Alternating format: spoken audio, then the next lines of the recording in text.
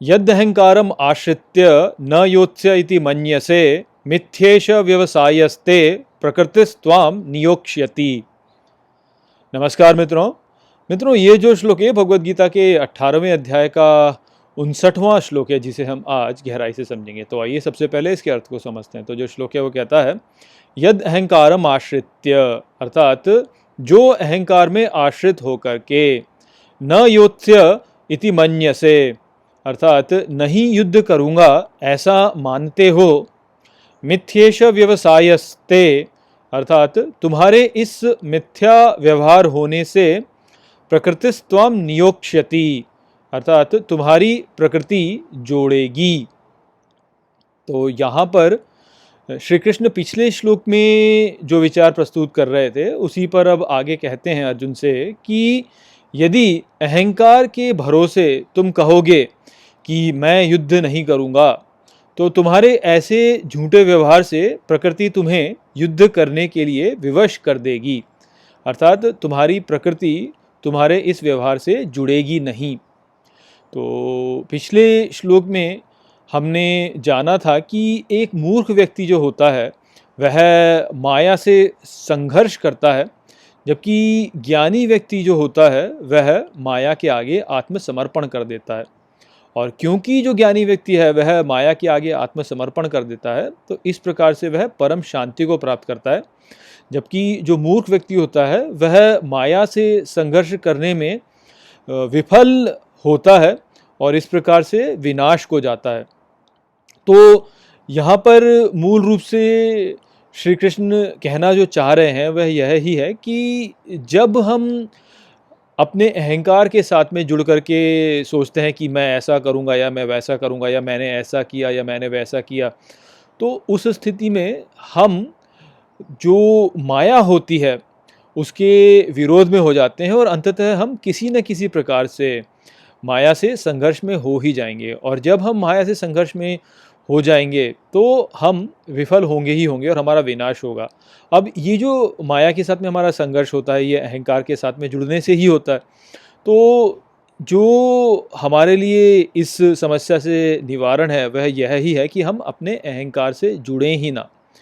इसीलिए श्री कृष्ण यहाँ पे कह रहे हैं कि यदि तुम अहंकार के भरोसे कहते हो कि मैं युद्ध नहीं करूँगा, तो तुम्हारी इस व्यवहार द्वारा तुम एक झूठा व्यवहार कर रहे होगे और तुम प्रकृति के विरुद्ध जा रहे होगे। तो हमें वास्तव में इस अहंकार से ही दूर जाना होता है, किंतु इस अहंकार से दूर जाना इतना सरल हमारे लिए होता नहीं है। यही कारण है कि सभी लोग इस संसार में संघर्ष कर रहे हैं। तो आइए अब समझते हैं कि ऐसा हमारे साथ में क्यों होता है कि हम अपने अहंकार से दूर नहीं हो पाते। तो इसको हम एक वास्तविक स्थिति से ही समझ लेते हैं।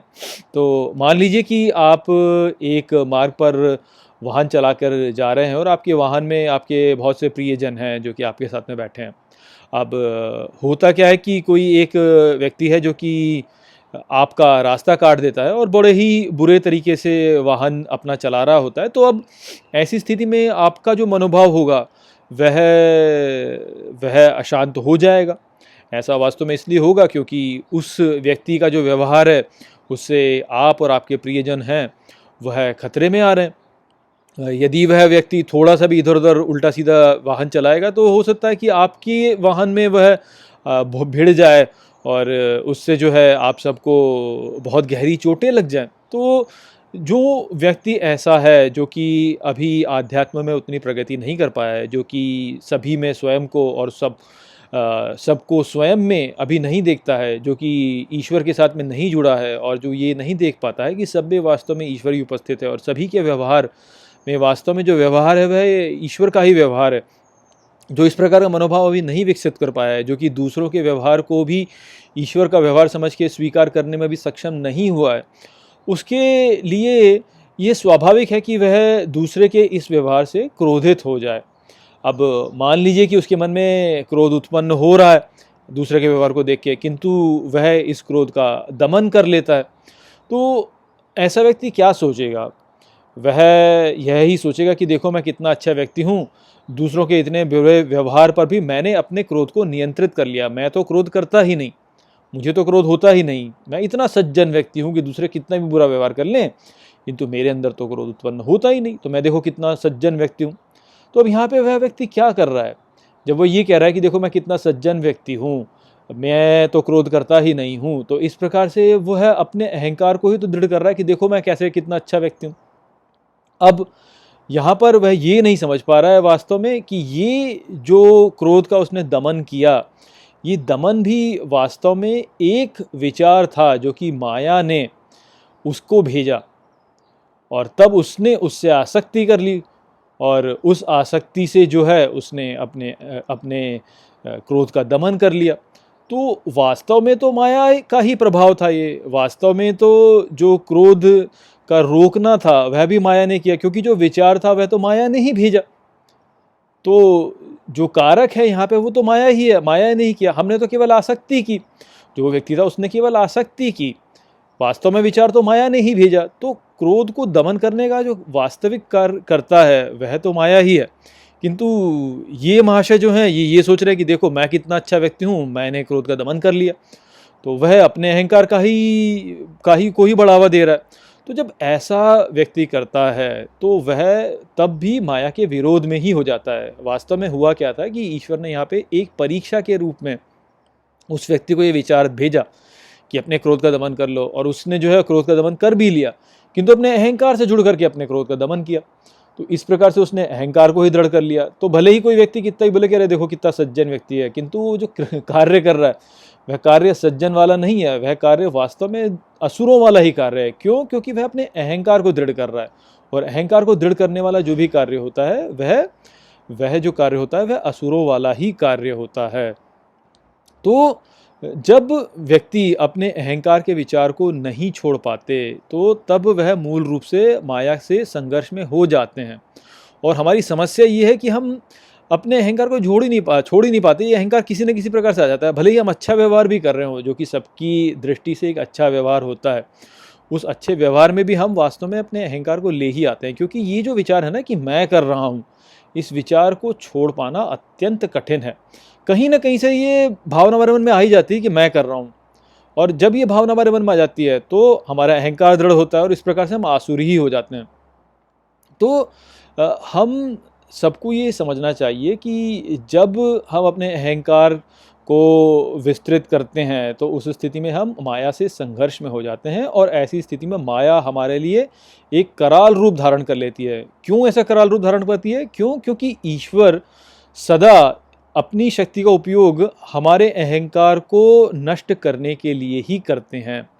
तो जब कोई व्यक्ति ऐसे सोचता है ना कि देखो मैं कितना सज्जन व्यक्ति हूँ, मैंने तो अपने क्रोध पर विजय पा ली, मैंने अपने क्रोध का दमन कर लिया, तो उस स्थिति में होगा ये कि ईश्वर आपके लिए ऐसी स्थितियाँ उत्पन्न कर देंगे कि आपको बार बार अपने क्रोध का दमन करना पड़ेगा, अपनी इच्छा शक्ति का आपको उपयोग करना पड़ेगा अपने क्रोध का दमन करने के लिए। अब ऐसा करने में अंततः होगा क्या? आपकी इच्छा शक्ति तो सीमित है, अहंकार की इच्छा शक्ति जो होती है वह सीमित होती है, तो अंततः वो इच्छा शक्ति जो होगी वह दुर्बल पड़ जाएगी और व्यक्ति क्रोध कर ही देगा। आपने बहुत से ऐसे लोग देखे होंगे जो कि आपसे बहुत अच्छा व्यवहार करेंगे, पहले तो बहुत अच्छा व्यवहार करेंगे, बहुत अच्छा व्यवहार करेंगे, बहुत अच्छा करेंगे, और फिर एकदम से वह क्रोध कर देंगे। आपको लगेगा अरे ये तो एकदम से कैसे क्रोध कर दिया इसने, ये तो अच्छा व्यवहार कर रहा था, ये तो बड़ा अच्छा था, एकदम से मेरे से क्रोध क्यों कर दिया? ऐसा इसलिए होता है क्योंकि वह व्यक्ति जो था वह अपने क्रोध का दमन कर रहा था बहुत लंबे समय तक। आपके किसी व्यवहार से उसके मन में अशांति उत्पन्न हो रही थी, किंतु वह उस अशांति का दमन कर रहा था, और अंततः उसकी इच्छा शक्ति जो है वह समाप्त हो गई, और जब उसकी इच्छा शक्ति समाप्त हो गई तो उसने क्रोध कर दिया आपके ऊपर। तो ऐसा ही हो जाता है। अब ऐसे जो लोग होते हैं जो अपने दमन करने का प्रयास करते हैं, उनके भी जो उनके एक दूसरे के साथ में संबंध होते हैं वह इसी प्रकार से बुरे होते चले जाते हैं। तो कोई व्यक्ति यदि ये सोचे कि मैं अपना दमन करके, अपनी भावनाओं का दमन करके जो है मैं कुछ कर दूंगा, तो ऐसी चीज़ें कार्य नहीं करती हैं। यही तो श्री कृष्ण यहाँ पे अर्जुन से कह रहे हैं कि यदि तुम अपने अहंकार से जुड़ करके ये सोचते हो कि मैं युद्ध नहीं करूँगा, और फिर सोचोगे देखो मैं कितना अच्छा व्यक्ति हूँ, मैं अपने प्रियजनों से नहीं लड़ा और मैं युद्ध नहीं करूँगा, और मैंने अपने कुल को बचा लिया और मैंने धर्म का पालन किया, इस प्रकार से यदि तुम सोचते हो तो तुम्हारी जो प्रकृति है, जो तुम्हारी प्रवृत्ति है, वह इसके साथ में जुड़ेगी नहीं। माया जो है वह अंततः तुम्हें युद्ध करने के लिए विवश कर देगी। क्यों? क्योंकि तुम अपने अहंकार से जुड़ रहे हो उस स्थिति में, और ईश्वर को ये बिल्कुल भी अच्छा नहीं लगता है कि तुम अपने अहंकार से जुड़ो। तो ईश्वर यही चाहते हैं कि तुम अपने अहंकार को त्याग दो और मुझसे जुड़ जाओ। तो इसलिए फिर ईश्वर जो होते हैं वह अपनी माया का उपयोग करते हैं आपके अहंकार को नष्ट करने के लिए। तो आप सोचो कि अरे देखो मैं कितना अच्छा व्यक्ति हूँ, मैं तो किसी पे क्रोध करता ही नहीं, मैं तो किसी पे क्रोध करता ही नहीं, और दमन के द्वारा आप इस कार्य को कर रहे हैं, तो अंततः होगा ये कि माया जो है आपके लिए स्थितियाँ ऐसी उत्पन्न कर देगी कि आपको क्रोध करना ही पड़ जाएगा। तो जो आप बड़े ही गर्व से बोलते थे कि अरे मैं तो क्रोध नहीं करता, देखो मैं कितना अच्छा व्यक्ति हो गया हूँ, मैं तो क्रोध नहीं करता, वह ही फिर दुखी होगा कि अरे मैंने तो क्रोध कर दिया। तो ये ही तो स्थिति है जो कि लोग समझ नहीं पाते और फंसे रहते हैं अपने अहंकार में। आपको बहुत से धर्मगुरु होंगे जो कि है ना यही बोलेंगे कि अरे क्रोध मत करो, क्रोध मत करो, क्रोध मत करो, अपने क्रोध को मत करा करो, मत करा करो। वह वास्तविक स्थिति बताएंगे नहीं आपको कि कैसे क्रोध पर विजय पाई जाती है। वो बस ये बोलेंगे कि दमन करके अपना क्रोध मत करो। अब ऐसे यदि आप करोगे तो अंततः होगा ही कि आप क्रोध कर ही बैठोगे, क्योंकि स्थिति ही ऐसी उत्पन्न हो जाएगी। तो इसलिए ठीक प्रकार से समझो इसको। इसका अर्थ ये नहीं है कि आप क्रोधी बन जाओ और आपको क्रोध आ रहा है तो आप क्रोध ही कर दो, ऐसा नहीं है कि आप क्रोधी बन जाओ।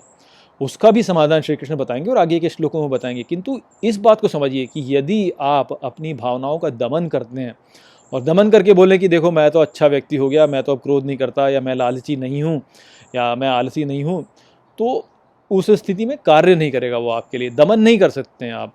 दमन करके कोई भी माया पे विजय नहीं कर पाए। ये जो दमन करना होता है ये वास्तव में माया से ही संघर्ष करना होता है। तो आप दमन करके अपने अच्छे व्यवहार को करना चाहें तो वह नहीं होगा। आपको भीतरी स्तर पर परिवर्तन की आवश्यकता होती है, आपके दृष्टिकोण में परिवर्तन की आवश्यकता होती है कि आप इस संसार को किस प्रकार से देखते हैं। तो उस दृष्टिकोण पे कार्य करना हमारे लिए अनिवार्य होता है। वहाँ पे हमें प्रयास करना है, अपनी भावनाओं का दमन करने का प्रयास हमें नहीं करना है, और इसको श्री कृष्ण आगे बताएंगे। तो यहाँ पर श्री कृष्ण का यही संदेश था। आशा करता हूँ कि मैंने इस श्लोक को आपको अच्छे से समझा दिया होगा। चलिए इसी के साथ इस वीडियो को हम यहीं पे समाप्त करते हैं। नमस्ते।